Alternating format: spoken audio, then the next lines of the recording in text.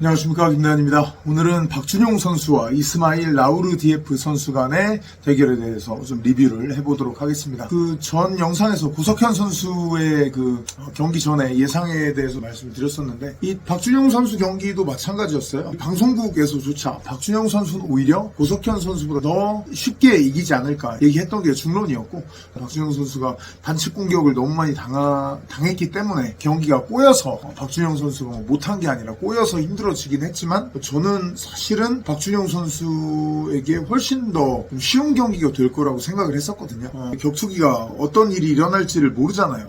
박준용 선수 입장에서는 조금 힘들게 경기가 진행이 됐었습니다. 경기 전에 박준용 선수가 이 라우르디에프를 평가했던 게 타격이 좋고 빠르다. 어디서 뭐가 날아올지 모르는 변칙성이 강한 선수다. 내가 제일 잘하는 체력전으로 끌고 와야 한다라고 얘기를 했는데, 박준용 선수의 생각이 맞았죠. 타격 스피드가 생각보다 너무 빨랐어요, 상대가. 그래서 박준용 선수의 얼굴 쪽에 공격이 들어가는 장면들이 초반부터 좀 나왔었거든요. 저도 박준용 선수가 그 UFC에 가기 훨씬 전에, 오래 전에 운동을 한두 번 해봤었는데, 그때도 이미 박준용 선수의 얼굴 쪽에 타격을 넣는 거는 제 실력으로는 거의 불가능했어요. 그만큼 박준용 선수는 천부적으로 그 거리 감각이 좋고요. 타격에 그 천재적인 센스가 있습니다. 그 선수들이 다 타고나는 게 있잖아요. 타고나는 강점들이 있잖아요. 메랍 드발리시빌리나 옛날에 케인 벨라스케즈 이런 사람들이 체력을 타고나는 선수들이고, 코너 맥그리거 같은 경우는 그 왼손에 파워를 갖고 있는 거고요. 하빕 누르마고메도프나 함자 치마에프 같은 경우는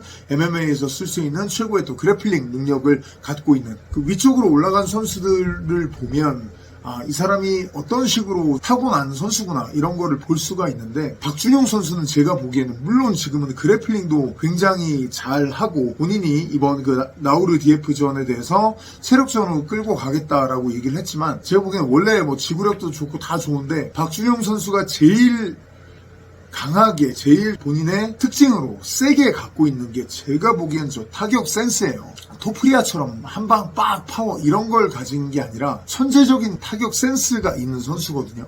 근데 라우르디에프가 초반에 그런 박준용 선수의 얼굴에 타격을 넣는 걸 보고 저는 개인적으로 생중계를 하면서 깜짝 놀랐었고요. 그런 정도 할 거라고는 생각을 못 했었거든요. 근데 박준용 선수가 당황하지 않고 참 잘했던 게, 본인이 이타로 반격하는 게 아니라 잽을 넣어주면서, 박준용 선수가 잽이 진짜 좋거든요. 잽을 넣어주면서 상대 리듬을 계속 읽어나가는 모습이 인상적이었어요. 생각보다 좀 빠른데 근데 어떤 식으로 들어오는 거지? 라고 읽어가는 모습. 이럴 때 어떤 분들은 컴비네이션으로 해결을 해나가야 된다라고 얘기하시는 분들 많이 있어요. 뭐 타격만 하는 복싱이나 킥복싱이나 이런 데서 그렇게 해결하려고 하는 경우들이 있는데, 제가 봤을 때 적어도 종합격투기에서는 이럴 때 섣불리 연타를 휘두르다가는 진짜 큰 걸 맞을 수가 있어요. 그래서 박준용 선수가 섣불리 같이 화력 대 화력으로 부딪히지 않고 잽, 움직임, 방어 동작 위주로 라우르디에프를 계속 읽어나간 거예요. 근데 그 과정에서도 라우르디에프가 박준용 선수가 타이밍 좋은 잽을 거는데도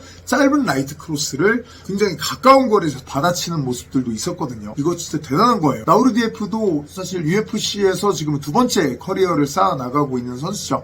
전에 UFC에서 활약했었을 때는 웰터급에서 활약을 했었던 선수인 만큼 확실히 미들급의 거한들에 비해서 체격이 큰 선수는 아닙니다만 스피드를 갖고 있고 센스가 좋다는 것을 저희가 볼 수가 있었는데, 하지만 1라운드 후반으로 가니까 이미 박준용 선수가 라우르디에프의 타격의 리듬을 거의 다 읽었어요. 그러다 보니까 박준용 선수가 자신있게 들어가는 모습들이 나왔는데, 잽을 주면서 들락날락 잽 주고 어떤 게 나오나 보고 붙기도 하고 떨어지기도 하고 또 잽 주고 각 잡아서 다른 거 치고, 이런 것들을 계속 반복해 주면서 상대의 그 흐름을 읽은 거죠. 들락날락 왔다 갔다 하면서 타이밍을 다변화시켜서 갖고 가니까 박준용 선수의 강타가 언제 날아올지 읽기가 힘들게 된 거죠. 리듬을 우리 박준용 선수가 완전 잘 잡았었고요. 근데 2라운드에 그 반칙 장면이 나온 후에는 완전히 전진 압박 작전으로 변경을 했습니다. 인터뷰에서도 밝혔듯이 한쪽 눈이 완전히 안 보였다고 그러죠. 그래서 거리감이 완전 잡히지 않았기 때문에 레슬링으로 작전 변경을 한 거죠. 그라운드로 끌고 가서 득점을 많이 많이 했고요. 일방적인 승리를 거뒀는데 박준용 선수가 그라운드로 끌고 갔을 때는 아예 상대가 되지 않았습니다. 실력차가 많이 났어요. 아까 말씀드린 대로 박준용 선수가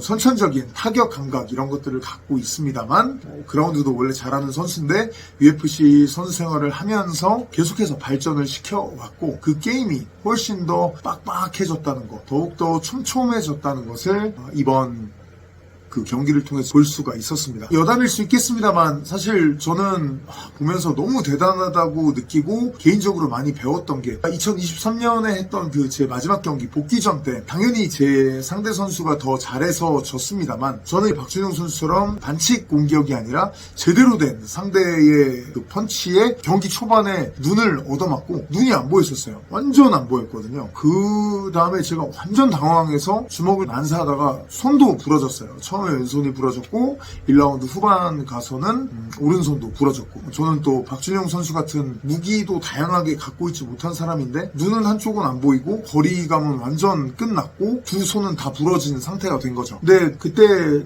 제 깜냥은 어느 정도였냐면 여기서 포기하면 안 돼 그러면서 마음이 약해지지 않으려는 지금 생각하면 바보 같은 행동이었는데 그 세컨에 계시던 김웅 관장님한테 그리고 저희 곽태민 코치가 있었고 막내 아들 세진이가 있었는데 코너맨으로 제가 그 손 부러진 것 같다는 얘기를 안 했어요.